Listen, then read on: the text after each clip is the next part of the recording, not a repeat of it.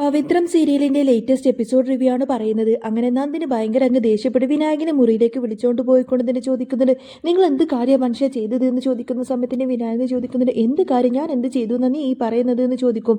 ആ സമയത്തിന് നന്ദിനി പറയുന്നുണ്ട്, നിങ്ങൾ എന്തിനാ വിശ്വേട്ടന് ജോലി വാങ്ങിച്ചു കൊടുത്തത്? ദേ നിങ്ങൾക്കറിയാലോ, വിശ്വേട്ടന് നല്ലൊരു ജോലി കിട്ടിയ എനിക്ക് അതൊരിക്കലും സഹിക്കാൻ കഴിയില്ല. അന്നേരം എടി നീ എന്താ ഇങ്ങനെയൊക്കെ പറയുന്നത് എന്നിങ്ങനെ വിനായകൻ ചോദിക്കുന്ന സമയത്തിന് നന്ദിനി പറയുന്നുണ്ട്, പിന്നെ അല്ലാതെ വിശ്വേട്ടന് നല്ല ശമ്പളമുള്ള ജോലി കിട്ടിക്കഴിഞ്ഞാൽ ആ ശമ്പളം മുഴുവൻ വിശ്വേട്ട അച്ഛൻ്റെ കയ്യിൽ കൊണ്ടുപോയി കൊടുക്കും. നിങ്ങളെപ്പോലെ ഒരു പെൺകോന്നിരുന്നല്ല വിശ്വേട്ടൻ്റെ എന്നിങ്ങനെ നന്ദിനി പറയുന്ന സമയത്തിന് വിനായകൻ അങ്ങ് ദേഷ്യം വന്നിട്ട് നീ എന്താ പറഞ്ഞതെന്ന് ചോദിക്കും. ആ സമയത്തിന് നന്ദിനി പറഞ്ഞിട്ട് അതെ അത് തന്നെ ഞാൻ പറഞ്ഞത്, നിങ്ങൾക്ക് ശമ്പളം കിട്ടിക്കഴിയുമ്പോഴേ അത് മുറിയാതെ നിങ്ങൾ എൻ്റെ കയ്യിൽ കൊണ്ടുവന്ന് തരും. എന്നാൽ വിശ്വേട്ടൻ അങ്ങനെയല്ല, കയ്യിൽ കിട്ടുന്ന പണം മുഴുവൻ അച്ഛൻ്റെ കയ്യിൽ കൊണ്ടുപോയി കൊടുക്കും. അതോടുകൂടത്ത് പിന്നെ അച്ഛന് വിശ്വേട്ടനോടായിരിക്കും കൂടുതൽ ഇഷ്ടം. എന്നിട്ട് നിങ്ങളോടായിരിക്കും തട്ടിക്കയറാൻ പോകുന്നത്. അതുകൊണ്ടാണ് ഞാൻ പറഞ്ഞത് അതൊന്നും വേണ്ട. അത് മാത്രമല്ല എനിക്ക് കണ്ണുകടിയാണ്. എന്നിട്ട് ചോദിക്കുന്നത് അല്ല എത്ര ശമ്പളം കിട്ടി വിശ്വേട്ടനെന്ന് ചോദിക്കുന്ന സമയത്തിന് വിനായകൻ പറഞ്ഞിട്ട് ഒരു 10-40,000 രൂപ കിട്ടുമെന്ന് പറയുന്ന സമയത്തിന് നന്ദിനിക്കൊരു ഞെട്ടലായിരിക്കും. എന്ത് 40,000 രൂപ? എന്തൊക്കെയാ മനുഷ്യൻ നിങ്ങൾ ഈ പറയുന്നത്? എനിക്കതൊരിക്കലും സഹിക്കാൻ വയ്യ. അന്നേരം വിനായകൻ ചോദിക്കുന്നത് നന്ദിനി നീ എന്തൊക്കെയാണ് ഈ സംസാരിക്കുന്നത്? എനിക്കിപ്പോൾ എന്താ വേണ്ടത് എന്ന് ചോദിക്കുന്ന സമയത്തിന് നന്ദിനി പറഞ്ഞിട്ട് എനിക്കൊരു കാര്യം മാത്രമേ വേണ്ടുള്ളൂ. വിശ്വേട്ടൻ ഒരിക്കലും ഈ ജോലിക്ക് പോകാൻ പാടില്ല. നാളെ ഇന്റർവ്യൂവിന് പോയിട്ടുണ്ടെങ്കിൽ വിശ്വേട്ടന് ഒരിക്കലും ഈ ജോലി കിട്ടാൻ പാടില്ല. എന്റെ പൊന്നല്ലേ എന്നൊക്കെ പറഞ്ഞ് നന്ദിനി ഇങ്ങനെ വിനായകന് വല്ലാതെ അങ്ങ് സോപ്പിടുകയാണ്. പിന്നീട് കാണിക്കുന്നത് വിശ്വൻ ഇങ്ങനെ നിർത്താതെ ചിരിച്ചുകൊണ്ടിരിക്കുകയാണ്. ആ സമയത്തിന് ശ്രീജിച്ച് ചോദിക്കുന്നുണ്ട്, നിങ്ങൾ എന്തിനാ ഇങ്ങനെ ചിരിച്ചുകൊണ്ടിരിക്കുന്നത്? അത് ഞാൻ പറയുന്നത് നിങ്ങൾ കേൾക്കുന്നുണ്ടോ ഇല്ലയോ? അന്നേരം വിശ്വം പറഞ്ഞത് എടി ശ്രീജി അതിന് എനിക്ക് ജോലിയൊന്നും കിട്ടിയിട്ടില്ല. ജോലി കിട്ടണമെങ്കിൽ ഇന്റർവ്യൂവിന് പോകണ്ടേ? അല്ലെങ്കിലും ഈ പ്രായത്തിൽ ഞാനിപ്പോൾ ഇന്റർവ്യൂവിന് പോയാൽ അതിൽ ജയിക്കൊന്നുമില്ല. അന്നേരം ശ്രീജ പറഞ്ഞിട്ട് അതൊക്കെ പോയി നോക്കിയാലല്ലേ അറിയാൻ പറ്റുള്ളൂ എന്ന് പറയുന്ന സമയത്തിന് വിശ്വം പറഞ്ഞിട്ട് എടി അതൊരു പണമിടപാട് സ്ഥാപനമാണ്. ഈ പണത്തിന്റെ തിരിമറികളും പ്രശ്നങ്ങളൊക്കെ വന്നിട്ടുണ്ടെങ്കിൽ പിന്നെ ഞാനല്ലേ പെടുക എന്നൊക്കെ പറയുന്നുണ്ട് വിശ്വൻ. അന്നേരം ശ്രീജി ചോദിക്കുന്നുണ്ട് നിങ്ങളല്ലെങ്കിൽ മറ്റൊരാൾ ഈ സ്ഥാപനത്തിലേക്ക് വരുമല്ലോ എന്ന് ചോദിക്കുന്ന സമയത്തിന് വരും.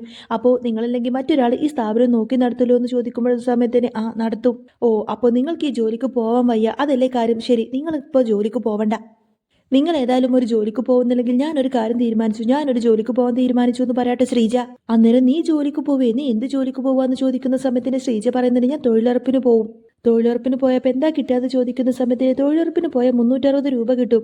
അപ്പോൾ അത് ദിവസമൊന്നും കിട്ടില്ല എന്ന് പറയുന്ന സമയത്തിന് വേണ്ട, വർഷത്തിൽ ഒരിക്കലെങ്കിലും കിട്ടുമല്ലോ, അത് മതി.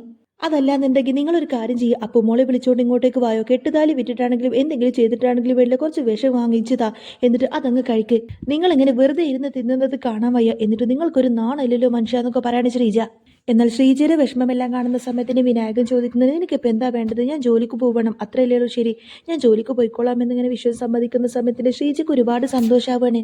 ഇതേ സമയത്തിന് വിനായകൻ ഓരോ കാര്യങ്ങളൊക്കെ നന്ദിനിയെ പറഞ്ഞ് മനസ്സിലാക്കുകയാണ്. അതായത് ശ്രീകാന്തിന്റെ ഒരു പ്ലാൻ ആയിരിക്കും വിശ്വന് ഈ ഒരു ജോലി കൊടുക്കുന്നത്. അന്നേരം നന്ദിനി ചോദിക്കുന്നത് അല്ല വിശ്വേട്ടന് ഈ ഒരു ജോലി കിട്ടുന്നതും വിക്രവും വേദയും തമ്മിൽ പിരിയുന്നതിന് എന്ത് ബന്ധാണ് വിനായകേട്ടാ?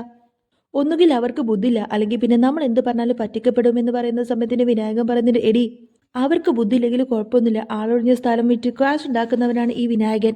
വിശ്വന് ഏതായാലും ഈ ജോലി കിട്ടട്ടെ, വേണമെങ്കിൽ ഇടയ്ക്കാടൊക്കെ വാങ്ങിക്കാമല്ലോ. പിന്നെ അവരെന്തെങ്കിലും മനസ്സിൽ പ്ലാൻ കിട്ടിയിട്ടുണ്ടാവും, അതുകൊണ്ടായിരിക്കും ഈ ജോലി എന്നൊക്കെ പറയും. അല്ലെങ്കിൽ പിന്നെ നമ്മൾ വാങ്ങിച്ച കാശ് മുഴുവൻ അവർക്ക് കൊടുക്കേണ്ടി വരുമെന്നിങ്ങനെ വിനായകൻ പറയുന്ന സമയത്തിൽ ശരി എന്നൊക്കെ പറഞ്ഞ് സമ്മതിക്കാണ് നന്ദിനി. പിന്നീട് കാണിക്കുന്നത് കുറേ രാത്രിയായിട്ട് വിക്രമിനെ കാണാത്തത് കൊണ്ട് തന്നെ ആ ഒരു കൈവരിയിൽ തന്നെ ഇങ്ങനെ കാത്തിരിക്കായിരിക്കും വേദ. വിക്രം അങ്ങോട്ടേക്ക് വരുന്ന സമയത്തിന് ചോദിക്കുന്നത് എന്തിനാ കുറേ രാത്രിയായിട്ട് എന്നെ കാത്തിരിക്കുന്നത്? അവിടെ പോയിട്ട് എവിടെയെങ്കിലും ചുരുണ്ടുകൂടി കിടന്നുകൂടെ എന്ന് ചോദിക്കും. അതോ ഇനിയിപ്പോൾ എൻ്റെ തലയിൽ തന്നെ തൂങ്ങാൻ നിൽക്കാണോ വേദാളമെന്ന് ചോദിക്കുന്ന സമയത്തിന് വേദ പറഞ്ഞിട്ട് ഞാൻ നിങ്ങളുടെ തലയിൽ തന്നെ തൂങ്ങാൻ നിൽക്കുകയാണ്. എന്നാ പിന്നെ നീ പോയിട്ട് ആ മരത്തിലൊന്ന് തൂങ്ങിക്കിടന്ന് ഞാനൊന്ന് കാണട്ടെ എന്ന് പറയുന്ന സമയത്തിന് നിങ്ങളുടെ ഒരു കോമഡി, എന്തൊരു ദുരന്ത മനുഷ്യ നിങ്ങളുടെ കോമഡി. അല്ല നിങ്ങൾക്ക് എന്തെങ്കിലും വേണമെന്ന് ചോദിക്കുന്ന സമയത്തിന് വേണമെന്നില്ല എന്ന് പറയുന്ന സമയത്തിന് എന്നാ പിന്നെ ഞാൻ പോയി കിടക്കട്ടെ എന്ന് പറഞ്ഞ് പോവാൻ നിൽക്കായിരിക്കും വേദ. അയ്യോ പോവല്ലേ പോവല്ലേ, എന്തെങ്കിലും കഴിക്കാമെന്ന് പറയുന്ന സമയത്തിന് വേദ മൈൻഡ് ചെയ്യുന്നില്ല. എന്നിട്ട് വിക്രം പറഞ്ഞിട്ട് എൻ്റെ വീട്ടിൽ ഭക്ഷണം കഴിക്കാൻ വേണ്ടിയിട്ട് നിന്റെ അനുവാദം എന്തിനാടി എന്നൊക്കെ ചോദിച്ചു കൊടുത്തിട്ട് വിക്രം ഏതായാലും ഭക്ഷണം കഴിക്കാൻ വേണ്ടിയിട്ട് അവിടെ പോയിരിക്കുകയാണ്. വേദ ഏതായാലും വിക്രമിന്റെ കൂടെ ചെന്നിട്ട് ഭക്ഷണമെല്ലാം അങ്ങനെ എടുത്തു വെച്ച് കൊടുക്കുന്നുണ്ട്. എന്നിട്ട് പറഞ്ഞിട്ട് വേണമെങ്കിൽ കഴിച്ചോ, കയ്യിൽ വാലൊന്നും ഊരി പോവില്ലല്ലോ എന്ന് ചോദിക്കും. എന്നിട്ട് അമ്മ ഉറങ്ങിയോ എന്ന് ചോദിക്കുന്ന സമയത്തിന് ഇല്ല, അച്ഛനും അമ്മയൊന്നും ഉറങ്ങിയിട്ടില്ല, അവർ രണ്ടുപേരും അങ്ങോട്ടും ഇങ്ങോട്ടേക്കും വാദിച്ചുകൊണ്ടിരിക്കുകയാണ്. എൻ്റെ പുന്നാര മോൻ ഇപ്പോൾ ഭക്ഷണം കഴിക്കാൻ വരുന്ന സമയത്തിന് ഞാൻ വിളമ്പിക്കൊടുക്കാം എന്നൊക്കെ പറഞ്ഞ് അവരിങ്ങനെ വാദിച്ചുകൊണ്ടിരിക്കുകയാണ്. അങ്ങനെയാണല്ലോ പുന്നാരമോന്റെ സ്വഭാവം എന്നൊക്കെ പറഞ്ഞ് വേദ എങ്ങനെ കുറ്റപ്പെടുത്തും. വേദ ഏതായാലും ഭക്ഷണം ഒന്നും വിളമ്പി കൊടുക്കുന്നില്ല കേട്ടോ. വിക്രം ചപ്പാത്തിയും കറിയൊക്കെ എടുത്ത് ഇങ്ങനെ വിളമ്പി കഴിച്ചുകൊണ്ടിരിക്കുന്ന സമയത്തിന് വേദ ചോദിക്കുന്നുണ്ട് എങ്ങനെയുണ്ട് ഭക്ഷണം, കൊള്ളാമോ എന്ന് ചോദിക്കുന്ന സമയത്തിന് കൊള്ളാം, എന്തോ മുളക് അരച്ച് കലക്കിയതുപോലെ ഒരു കറി, നീ ഉണ്ടാക്കിയതാവല്ലേ എന്ന് ചോദിക്കും. അന്നേരം അല്ല അമ്മ ഉണ്ടാക്കിയ കറിയാണെന്ന് പറയുന്ന സമയത്തിന് വിക്രമിനങ്ങ് തരിപ്പ് പോവും.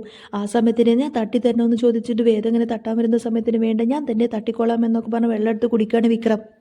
എന്നിട്ട് അത് കഴിച്ചുകൊണ്ടിരിക്കുന്ന സമയത്ത് തന്നെ പറഞ്ഞിട്ട് അമ്മയും ശ്രീചേർത്തിയും കിച്ചണിലുള്ളത് കൊണ്ട് തന്നെ വായിക്ക് രുചിയായിട്ട് എന്തെങ്കിലും ഒന്ന് കഴിക്കാറായി എന്നൊക്കെ പറയും. അന്നേരം വേദ പറയുന്നിട്ട് അതെ അത് നിങ്ങളുടെ അമ്മ ഉണ്ടാക്കിയതൊന്നുമല്ല അത് ഞാൻ ഉണ്ടാക്കിയതാണ് പക്ഷെ നിങ്ങളുടെ അമ്മ പറഞ്ഞു തന്നിട്ട് അതുപോലെ ഉണ്ടാക്കിയതാണ് എന്ന് പറയും. ഏതായാലും വിക്രം ആ ഒരു ഭക്ഷണം കഴിച്ചുകൊണ്ടിരിക്കുന്ന സമയത്തിന് വേദ പറഞ്ഞിട്ട് അതെ രാവിലെ ഹോസ്പിറ്റലിൽ പോയപ്പോൾ തന്നെ എനിക്കറിയാമായിരുന്നു അങ്ങനെ തന്നെ ഉണ്ടാവുമെന്ന്. അപ്പോൾ എങ്ങനെയെന്ന് ചോദിക്കുന്ന സമയത്തിന് എന്നെ അവരൊരിക്കലും അതിൻ്റെ അകത്തേക്ക് കയറ്റില്ല എന്നുള്ള കാര്യം എനിക്കറിയാമായിരുന്നു എന്ന് പറയുന്ന സമയത്തിന് വിക്രം ചോദിക്കുന്നുണ്ട് പിന്നെ എന്തിനാണ് കെട്ടിയൊരുങ്ങിയിട്ട് അങ്ങോട്ടേക്ക് പോയത്, നാണം കെടാൻ വേണ്ടിയിട്ടാണ് പോയത് എന്ന് ചോദിക്കുന്ന സമയത്തിന് വേദ പറഞ്ഞിട്ട് അല്ല എല്ലാവരും ഒരുപോലെ ചിന്തിച്ചിട്ടുണ്ടെങ്കിൽ കാര്യങ്ങളൊന്നും ശരിയാവില്ലല്ലോ, ചിലവരൊക്കെ ഒന്ന് താഴ്ന്നു കൊടുക്കേണ്ടേ, എന്തെങ്കിലുമൊക്കെ പ്രതീക്ഷ ഉണ്ടാവുമെന്ന് വിചാരിച്ചിട്ടാണല്ലോ ജീവിതം മുന്നോട്ട് പോകുന്നത്, നിങ്ങളുടെ കൂടെ ഇപ്പോഴും ഞാൻ നിൽക്കുന്നതും അതുകൊണ്ടല്ലേ എന്നൊക്കെ ചോദിക്കണ വേദ. അപ്പോഴേക്കും വിക്രം വേദയോട് പറഞ്ഞിട്ട് ആവശ്യമില്ലാത്ത പ്രതീക്ഷകളുമായിട്ട് മനസ്സിൽ കൊണ്ട് നടക്കണ്ടെന്ന് പറയും. അന്നേരം വേദ പറഞ്ഞിട്ട് അതെ ഞാനൊരു കാര്യം രാവിലെ പറഞ്ഞില്ലേ അത് ഞാൻ സീരിയസ് ആയിട്ട് തന്നെ പറഞ്ഞതാണ് കേട്ടോ, നമ്മൾ രണ്ടുപേരും വേർപ്പെടാൻ വേണ്ടിയിട്ടും നമ്മൾ രണ്ടുപേരും പിരിയാൻ വേണ്ടിയിട്ടും എന്തൊക്കെയാണ് ചെയ്യാൻ പറ്റുന്നത് അതൊക്കെ അവർ ചെയ്തു വെക്കും. അന്നേരം വിക്രം പറഞ്ഞിട്ട് അതിനിപ്പോ ഞാൻ എന്താ ആപത്തിൽപ്പെട്ടാലും നീ എന്നെ രക്ഷിക്കാൻ വേണ്ടിയിട്ട് ഇങ്ങനെ വന്ന് നിൽക്കുമല്ലേ പിന്നെ ഇപ്പൊ എന്താ പ്രശ്നമെന്ന് ചോദിക്കുന്ന സമയത്തിന് വേദ പറഞ്ഞിട്ട് ആ എന്നെ കൊണ്ട് പറ്റുന്നതൊക്കെ ഞാൻ ചെയ്യും പക്ഷേ എങ്കിലും സൂക്ഷിക്കേണ്ടവർ സൂക്ഷിക്കണം എന്നിങ്ങനെ പറയാൻ. വിക്രം പറയുന്നത് എനിക്കിപ്പോ എന്താ സൂക്ഷിക്കാനായിട്ട്, ഒരു പണി കഴിയുമ്പോൾ അടുത്ത പണി തരാൻ റെഡിയായിട്ട് നിന്റെ അച്ഛനും ചേട്ടനും അവിടെ റെഡിയായിട്ട് നിൽക്കല്ലേ എന്ന് പറയുന്ന സമയത്തിന്റെ വേദ പറയുന്നത് എന്റെ അച്ഛൻ ഒരിക്കലും അങ്ങനെയൊന്നും ചെയ്യില്ല, എന്റെ അച്ഛന് ഈ ഒരു കാര്യം അറിയോ പോലുമില്ല എന്നിങ്ങനെ പറയുന്ന സമയത്തിന് വിക്രം പറഞ്ഞിട്ട് ഓ പിന്നെ നിന്റെ അച്ഛൻ തന്നെയാണ് ഇതിന്റെയൊക്കെ എക്സിക്യൂട്ടീവ്, നിന്റെ അച്ഛൻ ഓരോ കാര്യങ്ങൾ ഉണ്ടാക്കും നിന്റെ ചേട്ടനായിട്ട് അത് നടപ്പിലാക്കും അങ്ങനെ തന്നെയാണ് കാര്യങ്ങൾ എന്നൊക്കെ പറയാണ് വിക്രം. അപ്പോഴേക്കും ഉവ്വ ഉവ്വ എന്നൊക്കെ പറഞ്ഞ് വേദ അവിടെ നിന്ന് അങ്ങ് പോവാൻ നോക്കുന്ന സമയത്തിന് വിക്രം വിളിച്ചു ചോദിക്കുന്നുണ്ട് അതെ എപ്പോഴെപ്പോഴും ഞാൻ ഈ പറയുന്ന തമാശകളൊക്കെ അത് ദുരന്തമാണോ എന്ന് ചോദിക്കും. എന്നിട്ട് ഇങ്ങനെ മനസ്സിൽ വിചാരിക്കുന്നുണ്ട് വേണ്ടായിരുന്നു എന്നൊക്കെ പറയും. ഏതായാലും ഭക്ഷണപാത്രങ്ങളെല്ലാം കഴുകി വെക്കാൻ വേണ്ടിയിട്ട് വേദ പറഞ്ഞിരുന്നു, അതുകൊണ്ട് തന്നെ അതൊക്കെ ക്ലീൻ ചെയ്ത് വെച്ചുകൊണ്ട് തന്നെയായിരിക്കും വിക്രം കിടക്കാൻ വരുന്നത്. അങ്ങനെ ബെഡ്റൂമിലേക്ക് വന്ന് നോക്കുന്ന സമയത്തിന് വേദ അവിടെ താഴെ ഇങ്ങനെ ചുരുണ്ടുകൂടി കിടക്കുന്നതായിട്ട് കാണും. വിക്രം വന്ന് നോക്കുന്ന സമയത്തിന് വേദ ഭയങ്കര ഉറക്കത്തിലായിരിക്കും. ഒരൊറ്റ ചവിട്ടിയാണ്ടല്ലോ എന്നൊക്കെ ഒരു കാലുമായിട്ട് ഇങ്ങനെ ചവിട്ടാൻ നോക്കുന്നുണ്ട്. എന്നാൽ വേദ കണ്ണും കാണിച്ചിങ്ങനെ ഉറങ്ങുന്നതും കണ്ടുകൊണ്ട് തന്നെ അവിടെ അത് തന്നെ വേദയെ തന്നെ ഇങ്ങനെ കണ്ണും വെട്ടാതെ നോക്കിയിരിക്കുകയാണ് വിക്രം. വിക്രം ഏതായാലും പൊതുപ്പൊക്കെ പൊതിച്ചിട്ട് അവിടെ കിടക്കുന്നുണ്ടെങ്കിലും ഇടയ്ക്ക് വേദയെ നോക്കാൻ ഇഷ്ടം കൊണ്ട് തന്നെ വീണ്ടും ഇങ്ങനെ നോക്കുന്നുണ്ട് വേദയെ. പിന്നീട് അങ്ങനെ പിറ്റേ ദിവസം രാവിലെ തന്നെ വിഷൻ ഇന്റർവ്യൂവിന് പോകാൻ വേണ്ടിയിട്ട് റെഡിയായി വരുന്ന സമയത്തിന് സുധാകരൻ മാഷി ചോദിക്കുന്നുണ്ട് ആ ഇതിപ്പോൾ എങ്ങോട്ടേക്കാ രാവിലെ തന്നെ ലോട്ടറി കച്ചവടത്തിന് പോകാൻ വേണ്ടിയിട്ടാണ് വേഷം കിട്ടുമെന്നൊക്കെ ചോദിക്കും. അപ്പോഴേക്കും വിഷൻ പറഞ്ഞിട്ട് അയ്യോ അച്ഛാ ലോട്ടറി കച്ചവടത്തിനൊന്നുമല്ല അച്ഛ ഞാനൊരു ഇന്റർവ്യൂവിന് പോകാനാണെന്നിങ്ങനെ വിശ്വം പറയുന്ന സമയത്തിന് നന്ദിനി ഓടി വന്നിട്ട് പറഞ്ഞിട്ട് അതെ അച്ഛ അതെ വിനായകേട്ടന് റെഡിയാക്കി കൊടുത്തതാണ്, ഇന്നലെ നിങ്ങൾ വരാൻ കുറേ അധികം വൈകിയില്ലേ അതുകൊണ്ട് ഇവൻ തന്നെ നേരിട്ട് പറയണമെന്ന് വിചാരിച്ചിട്ടാണ് പറയാതിരുന്നത് എന്ന് പറയും. അപ്പോഴേക്കും വിശ്വം പറഞ്ഞിട്ട് അച്ഛൻ എന്നെ അനുഗ്രഹിക്കണമെന്ന് പറയുന്ന സമയത്തിന് ആ എല്ലാം റെഡിയായിട്ട് വരട്ടെ എന്ന് പറയും. അങ്ങനെ വിശ്വൻ ഏതായാലും ആ ഇന്റർവ്യൂ അറ്റൻഡ് ചെയ്യാൻ വേണ്ടിയിട്ട് അവിടെ നിന്നങ്ങ് പോകുന്ന സമയത്തിന് സുധാകരൻ മാഷ് അങ്ങനെ കമലമ്മയോട് പറഞ്ഞിട്ട് ആ എല്ലാവരുടെയും സ്വപ്നങ്ങളും ചിലപ്പോൾ കാലം തെറ്റിയായിരിക്കും നടക്കാൻ പോകുന്നത്, നമ്മളുടെ സ്വപ്നങ്ങളും ഒരു പക്ഷേ കാലം തെറ്റിച്ചായിരിക്കും കമല നടക്കുന്നത് എന്നൊക്കെ പറയും. അന്നേരം കമലമ്മ പറഞ്ഞിട്ട് അതേ മാഷെ എല്ലാം ശരിയാവുമെന്നൊക്കെ പറഞ്ഞങ്ങനെ സമാധാനിക്കാട്ട കമലമ്മ. ആ സമയത്തിന് നന്ദിനി പറഞ്ഞിട്ട് ആ അതെ കൂടപ്പിറപ്പുകളോട് സ്നേഹമുള്ളവരാണെങ്കിൽ ഇങ്ങനെയൊക്കെ നടക്കും, അതെ വിനയേട്ടൻ ശരിയാക്കി കൊടുത്താണ് വിശ്വേട്ടൻ ഈ ജോലി എന്നൊക്കെ പറയണ നന്ദിനി. അന്നേരം സുധാകരൻ മാഷ് പറഞ്ഞിട്ട് അതെ കൂടപ്പിറപ്പുകൾ നല്ല രീതിയിൽ തന്നെ സ്നേഹത്തോട് മുന്നോട്ട് പോകുന്നത് അതൊരു നല്ല കാര്യം തന്നെയാണ്, പക്ഷേ അവർ തമ്മിലുള്ള ആ ഒരു ബന്ധം പിരിയുന്നത് മറ്റൊരു സമയത്താണെന്ന് പറയുന്ന സമയത്തിന് ആ അത് ഏത് സമയത്താണ് അച്ഛാന്ന് ചോദിക്കട്ടെ നന്ദിനി. കൂടപ്പിറപ്പുകൾ തമ്മിൽ പങ്കിട്ട് കഴിക്കുന്നതിന് വേറെ പുറത്തു നിന്ന് വന്ന പെണ്ണുങ്ങളുണ്ടല്ലോ, അവർ വരുമ്പോഴാണ് അതിൽ പ്രശ്നമുണ്ടാവുന്നത് ഇങ്ങനെ നന്ദിനിയെ നോക്കിയിട്ട് അർത്ഥം വെച്ച് പറയുന്നത് പോലെ പറയാണ് മാഷ്. അപ്പോഴേക്കും നന്ദിനിക്ക് കാര്യം മനസ്സിലാവട്ടെ, നന്ദിനിയെ പറ്റിയിട്ട് കുറ്റപ്പെടുത്തിയിട്ടാണ് അച്ഛൻ സംസാരിക്കുന്നത്, ആവശ്യമില്ലാത്ത കാര്യങ്ങൾ ഇങ്ങനെ വന്ന് സംസാരിച്ചോളും എന്നൊക്കെ പറഞ്ഞ് നന്ദിനിക്ക് ദേഷ്യം വരികയാണ്. പിന്നീട് അങ്ങനെ വിക്രം വർക്ക്ഷോപ്പിലേക്ക് വരുന്ന സമയത്തിന് വർക്ക്ഷോപ്പിന്റെ ഓണറുടെ മോൻ അവിടെ ജോലിക്ക് കയറിയിട്ടുണ്ടാവും. എന്നിട്ട് പറഞ്ഞിട്ട് ഇനി മുതൽ രാജേട്ടൻ ഇങ്ങോട്ടേക്ക് വരില്ല, രാജേട്ടൻ ഒട്ടും വയ്യാതായി, ഇനി ഏതായാലും സജീവൻ കാര്യങ്ങളൊക്കെ നോക്കിക്കോളും എന്നൊക്കെ പറയും. സജീവൻ ഇങ്ങോട്ടേക്ക് വന്നിട്ട് കുറച്ച് കാലമായി, നിന്റെ കല്യാണത്തിന് മുൻപേ തന്നെ ഇവിടെ ഉണ്ടായിരുന്നു എന്ന് പറയുന്ന സമയത്തിന് ജോസഫ് പറഞ്ഞിട്ട് ആ ഇവന്റെ കല്യാണത്തിന്റെ സമയത്തെ വേദ മുന്നിൽ ഒരുങ്ങി വന്ന് നിന്നപ്പോഴേക്കും അവന് പരിസരം പോലും കാണാതായില്ലേ എന്ന് പറയുന്ന സമയത്ത് തന്നെ വിക്രമിന് ദേഷ്യം വരുന്നത് ജോസഫെ എന്റെ കയ്യിൽ നിന്ന് നിനക്ക് കിട്ടും കേട്ടോ എന്നൊക്കെ പറഞ്ഞ് വിക്രം ദേഷ്യപ്പെടും.